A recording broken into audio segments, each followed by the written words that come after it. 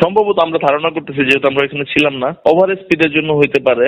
এটা সিলেট থেকে ঢাকাগামী একটা বাস, ঢাকা মেট্রো 155193 একটা বাস, এটা উল্টায় গেছে। স্পটে একজন মারা গেছে, একজন পুরুষ ব্যক্তি, এখন পর্যন্ত আমরা শনাক্ত করতে পারি নাই।